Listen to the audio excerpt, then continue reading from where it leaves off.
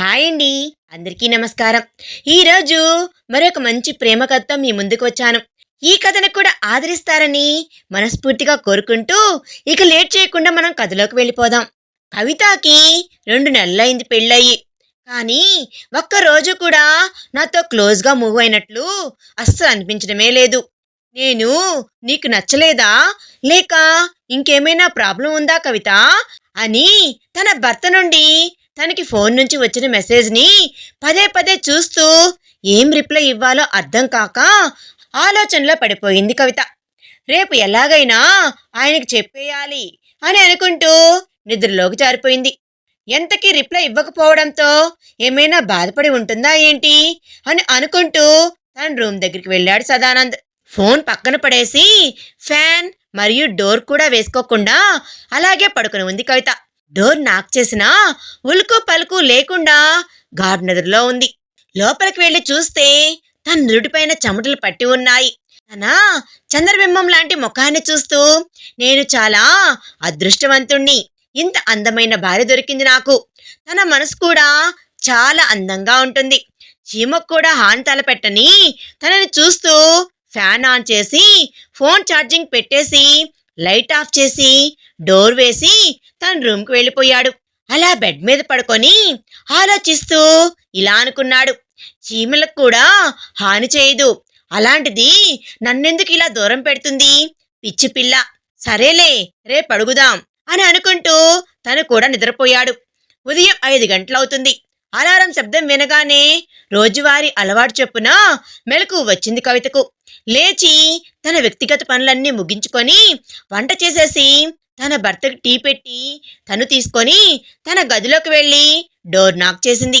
అప్పటికే తను లేచి ఫ్రెష్ అయి ఉంటాడు. తను కవిత తెచ్చిన టీ తీసుకొని హాల్లోకి వచ్చి కూర్చొని పేపర్ చూస్తూ ఉన్నాడు.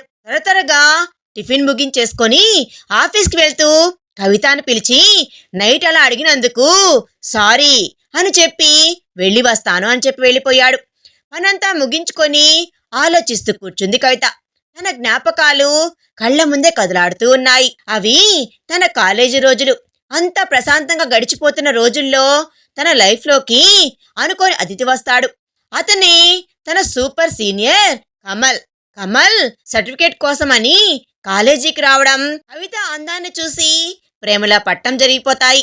కొన్ని రోజులకు తన ప్రేమను వ్యక్తం చేస్తాడు. మొదట్లో బెట్టు చేసిన వయసు ప్రభావం వలన కవితకు కూడా కమల్పై ఆకర్షణ మొదలవుతుంది. అలా సజావుగా సాగిపోతుంది వాళ్ళ ప్రేమ. కవిత కమల్ ప్రేమలో ఎంతగా మునిగిపోతుంది అంటే తన మనసు శరీరాన్ని కూడా తనకు అర్పించేసింది. గౌతమ్ ఒక ప్లేబాయ్. అమ్మాయిలని తన అవసరం కోసం ఉపయోగించుకునే పెద్ద దుర్మార్గుడు. మంచి అమ్మాయిలు ఎప్పుడూ ఎదవల్నే ప్రేమిస్తారు అని ఎవరో అన్నట్లు కవిత కూడా అందరి అమ్మాయిల్లాగే ఈ మోసగాడి ప్రేమలో మునిగిపోయింది. కొన్ని రోజులకు ముంబైలో తనకు జాబ్ వచ్చింది అని వెళ్ళిపోయిన కమల్ వేరొక అమ్మాయిని పెళ్లి చేసుకొని తిరిగి వచ్చాడు. కవిత లాగానే ఆ అమ్మాయిని కూడా మోసం చేద్దాము అనుకుంటాడు. కానీ ఈసారి అతని మనసు ఆ అమ్మాయి ఆస్తిపైన పడుతుంది. ఇక తనని పెళ్లి చేసుకొని మళ్ళీ తన పని మొదలు పెట్టవచ్చు అని భావిస్తాడు. కమల్ గురించి నిజం తెలుసుకున్న కవిత అతన్ని కావాలి అనుకుంది. వస్తాడు. వచ్చి రాగానే ఏమిటి చెప్పు అని చిరాగ్గా నిర్లక్ష్యంగా మాట్లాడతాడు. అట్లాగే నవ్వుతూ నిర్లక్ష్యంగా సమాధానమిస్తాడు. ఇన్ని రోజులు దీనికి నిజం తెలియదు కాబట్టి పొలైట్గా మాట్లాడాను. ఇప్పుడు దీనికి నిజం తెలిసింది, ఇక ఏం మాట్లాడితే ఏంటి అని మనసులో అనుకున్నాడు. అలా మాటా పెరిగి పెద్ద తుఫాన్లా మారుతుంది. కవిత ఇలా చేస్తావని అస్సలు ఊహించలేదు కమల్. నిన్ను తప్ప నేనెవ్వరిని ఊహించుకోలేను కమల్. నీకు దండం పెడతాను కమల్ అని ఏడుస్తూ ఉంది కవిత. కమల్, అంత నిజాయితీగా ఉన్నదానివి పెళ్లికి ముందే నాతో ఎందుకు తొందరపడ్డావు మరి?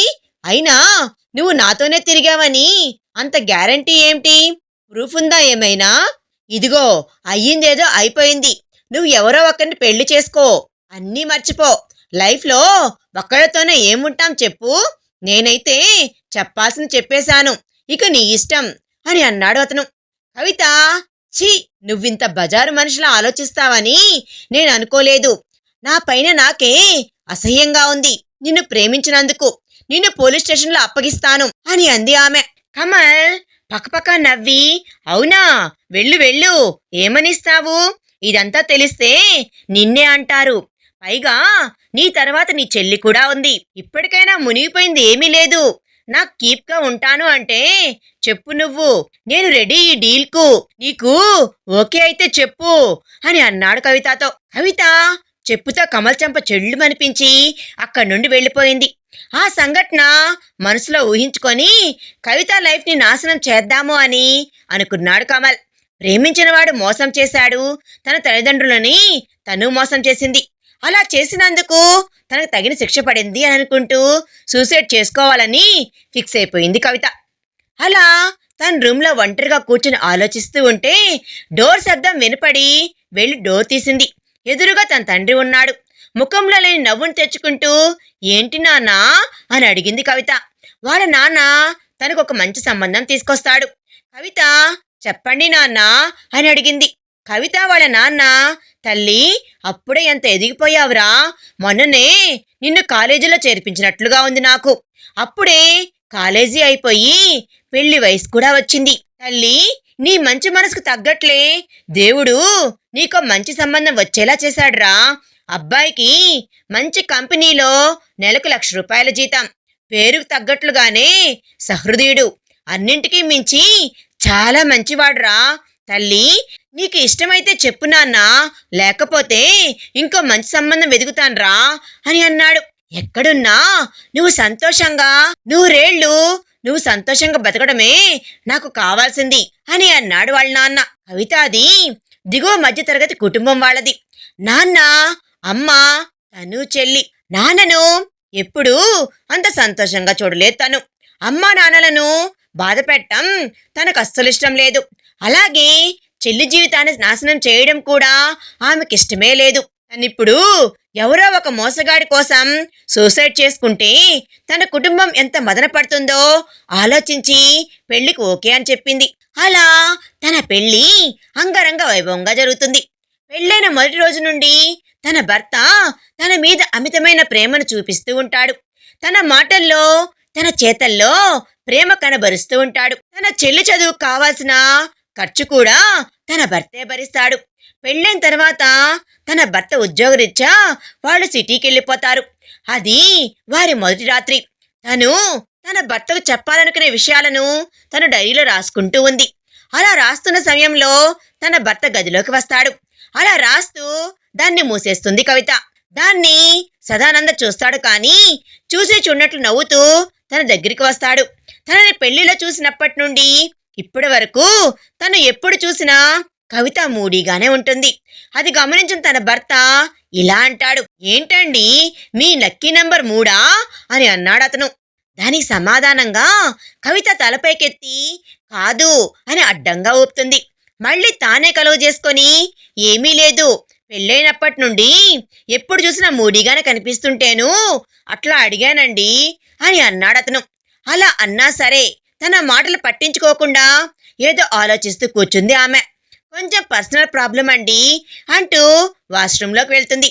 సదానంద్ అర్థం చేసుకొని తనకి ఫ్రిడ్జ్లో ఉన్న చాక్లెట్ తెచ్చిస్తాడు. కవిత నాకొక హెల్ప్ చేస్తారా అని అడిగింది అతన్ని. సదానంద్ చెప్పండి అన్నాడు. మీరు ఏమీ అనుకోపోతే అని ఆగిపోయింది. సదానంద్ హా చెప్పండి అన్నాడు. కవిత ఇది 3 బెడ్రూమ్ ఫ్లాట్ కదండి, నేను ఇంకొక గదిలో పడుకుంటానండి అని అంది. ఆ మాట వినగానే తను చాలా బాధపడతాడు. కానీ తన భార్యను ఇబ్బంది పెట్టడం ఇష్టం లేక సరే అన్నాడు. తనతో పాటు తన బట్టలు, తన వస్తువులను కూడా ఆ గదిలోకి మారుస్తూ ఒక మాట చెబుతాడు. సరే కవిత, మీ మనస్ఫూర్తిగా రావాలి అని అనిపిస్తే అప్పుడే ఈ గదిలోకి రండి. ఈ గది తలుపులు ఎప్పుడూ తెరిచే ఉంటాయి. వాటితో పాటు నా మనసు కూడా. ఇక ఆ రోజు నుండి వారిద్దరికి మాటలే లేవు. ఏదైనా అవసరం ఉన్నప్పుడు ఫోన్లో మెసేజ్ చేసుకోవడమే తప్ప పేరుకే భార్యాభర్తలు. కానీ ఎప్పుడూ వారిద్దరు వేరువేరుగానే ఉంటున్నారు. అసలు ఏం జరుగుతోంది అనేదే సదానంద్కి అర్థమే కావడం లేదు. ఏమడిగినా సరే ఆమె ఏమీ చెప్పదు. ప్రతిరోజు కవిత తను చేసిన దానిని తలుచుకుంటూ ఏడుస్తూనే ఉంటుంది. ఇంత మంచి భర్త దొరికాడు కానీ తనకు భారీగా ఉండటానికి నాకు అర్హత లేదు అని వెక్కి వెక్కి ఏడుస్తుంది. తన భర్త తనపై చూపిస్తున్న ప్రేమని తనని ఎప్పుడు అగ్నిలాగా దహిస్తూ ఉంటుంది. తన భర్తకి ఎలాగే నిజం చెప్పేద్దామని అనుకుంటుంది. కానీ చెప్పడానికి తనకి ధైర్యం చాలడం లేదు. ఒకరోజు సదానంద్ ఫోన్కి ఒక మెసేజ్ వస్తుంది. నీ భార్య గురించి నువ్వు నిజం తెలుసుకోవాలి అంటే మీ ఇంటి దగ్గరలో ఉన్న ఇరాన్ కేఫ్కి రమ్మని దాని సారాంశం.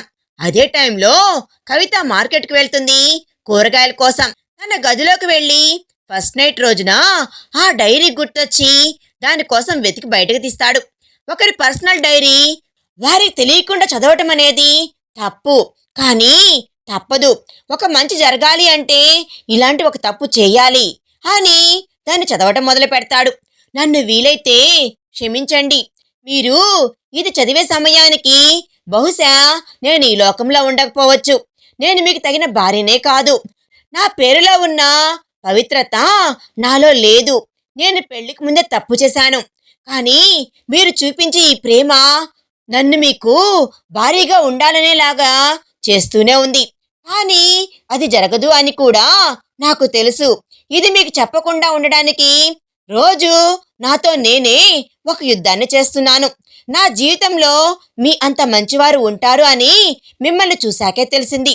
మీరు నాతో మాట్లాడదామని ట్రై చేసినప్పుడు నేను మీతో మాట్లాడకుండా మిమ్మల్ని బాధ పెట్టిన ప్రతిసారి నా మీద నాకే కోపం వస్తుంది. ఏదో ఒక రోజు నేను మిమ్మల్ని ఈ లోకాన్ని విడిచి వెళ్ళిపోతాను. ఇంకొక సంవత్సరం అయితే నా చెల్లెలికి పెళ్లి కూడా అయిపోతుంది. ఆ తర్వాత నేను మీ నుండి దూరంగా వెళ్ళిపోదాము అని అనుకుంటూ ఉన్నాను. నేనెంత స్వార్థపర్రాల్ని కదా. నా జీవితం కోసం మిమ్మల్ని ఇబ్బంది పెడుతున్నాను. నాకు తెలుసండి, మీకు ఈ విషయం చెప్పినా నన్ను మీరు అర్థం చేసుకుంటారు. కానీ నేను చెప్పలేకపోతున్నాను. మీరంటే నాకు అభిమానం. ఆ అభిమానం ఎప్పుడు ప్రేమగా మారిందో తెలియదు. కానీ మీ ప్రేమను పొందటానికి నేను అర్హురాల్ని కాదు అని నాకు తెలుసండి. వీలైతే నన్ను క్షమించండి. ఎప్పటికీ మిమ్మల్ని అభిమానించే మీ భార్య కవిత అని రాసుంది. అది చదివి తన గదిలోకి వెళ్ళి కూర్చొని ఆలోచిస్తూ ఉంటాడు సదానంద్. తనకొచ్చిన మెసేజ్కి రిప్లై ఇస్తాడు. సరే అని టైం కూడా చెప్తాడు.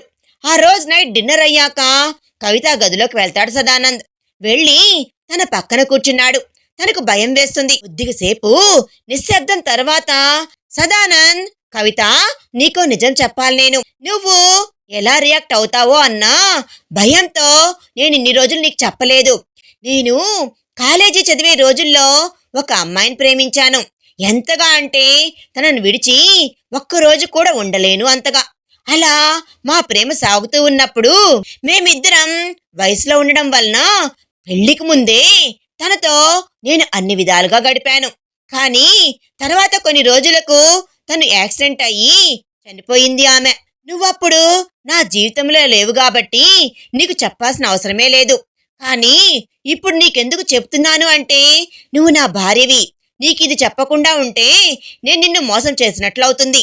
మనిద్దరి మధ్య ఎలాంటి దాపరికాలు ఉండకూడదు అని నేను నీకు చెప్తున్నాను. సరే, నేను వెళ్ళి పడుకుంటాను. నువ్వు కూడా పడుకో, లేట్ అవుతుంది అని చెప్పేసి తన రూమ్లోకి వెళ్ళిపోతాడు సదానంద్. ఆ మరుసటి రోజు ఉదయం ఎప్పట్లాగానే ఆఫీస్కి వెళ్ళిపోతాడు. కవిత ఇంట్లో ఆలోచిస్తూ ఉంటుంది. తనకి తన భర్త చెప్పాడు.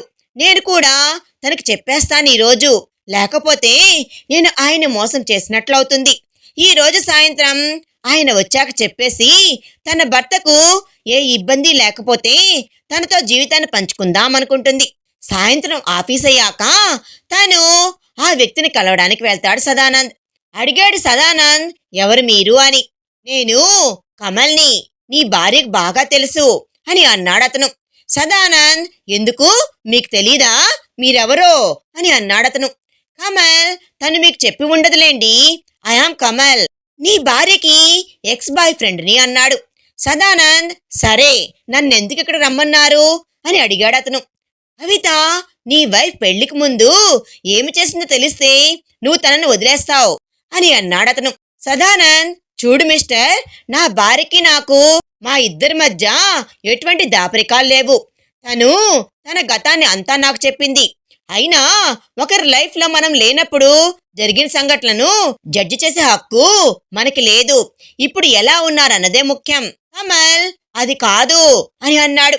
నీ భార్య పెళ్లికి ముందే నాతో తప్పు చేసింది. నీ భార్య కవిత కానీ తనలో పవిత్రత ఎప్పుడో పోయింది అని అన్నాడు కమల్. సదానంద్ ఒక అమ్మాయి మనకి ఛాన్స్ ఇస్తుంది అని అంటే తను మనల్ని నమ్మింది అని, అంతేకాని తన క్యారెక్టర్ బ్యాడ్ అని కాదు. అయినా నువ్వే అంటున్నావు కదా అది తప్పు అని. తప్పు మానవ సహజం. అలాంటప్పుడు దాన్ని సరిచేసుకునే ఛాన్స్ ఇవ్వాలి. నా భార్య ఎప్పుడు పవిత్రమైనదే. లోపల బయట పవిత్రత అనేది మనిషి శరీరాన్ని బట్టి ఉండదు, వారి మనసును బట్టి ఉంటుంది. కేవలం ప్రేమించిన నీకే తన శరీరాన్ని ఇచ్చింది. ఇక ఇక పెళ్లి చేసుకుని ప్రేమించిన నాకు తన ప్రాణాన్ని ఇవ్వడానికి కూడా తను వెనకాడదు. అయినా ఇప్పుడు నేనెందుకు ఇక్కడికి వచ్చానంటే నీ వలన ఫ్యూచర్లో నా భార్యకు ఎటువంటి ఇబ్బంది కలగకూడదు అని. ఒకవేళ నా భార్య జోలికి వస్తే మాత్రం అని అక్కడి నుండి వెళ్ళిపోబోయాడు. ఇంతలో నీ భార్య నువ్వనుకున్నంత అని కమల్ మాట్లాడబోతుంటే చెంప చెల్లుమనిపించి అక్కడి నుండి ఇంటికి వెళ్ళిపోయాడు సదానంద్. ఇంట్లో అన్నీ సిద్ధం చేసి తన భర్త కోసం ఎదురు చూస్తూ కూర్చుంది కవిత. సదానంద్ ఇంట్లోకి రాగానే తన రూమ్లో ఒక డైరీ ఉంటుంది. తన ప్రయత్నం ఫలించినందుకు మనసులోని ఆనందపడుతూ ఆ డైరీ తీసుకుని కవిత గదిలోకి వెళ్ళగానే కవిత సదానంద్ కాళ్లపై పడుతుంది. నువ్వు ఉండాల్సింది ఇక్కడ కాదు కవిత అని తనను పైకి తీసుకొని తన గుండెలకు హత్తుకొని నుదుడిపై ఒక ముద్దు పెడతాడు. తను జరిగిందంతా చెప్పి నేను మీకు భార్యగా ఉండొచ్చా అండి అని అడుగుతుంది ఆమె. ఏ రోజైతే నీ మెడలో నేను తాళి కట్టానో ఆ రోజే నువ్వు నా భార్యవైపోయావు కవిత. నీ అనుమతి కోసమే నేను ఎదురు చూస్తున్నాను అని అన్నాడతను. దేవుడా, నాకు గతంలో ఏ గర్ల్ ఫ్రెండ్ లేదనే విషయాన్ని ఎప్పటికీ కవితకు తెలిసేలా చేయకు స్వామి అని కవితను ప్రేమతో హత్తుకున్నాడు సదానంద్. ఒకరి జీవితంలో మనం లేనప్పుడు వారికి జరిగే సంఘటనలను బట్టి మనం వారిని అంచనా వేయనేకూడదు. ఇంతటితో ఈ కథ సమాప్తమైంది. మరొక మంచి కథతో మీ ముందుకు వస్తాను. ఈ కథ నచ్చితే లైక్ చేసి మీ విలువైన అభిప్రాయాన్ని కామెంట్ రూపంలో తప్పకుండా తెలియజేయండి. కొత్త వారు మన ఛానల్ చూస్తున్నట్లయితే ప్లీజ్ సబ్స్క్రైబ్ చేసుకోండి. Thanks for watching.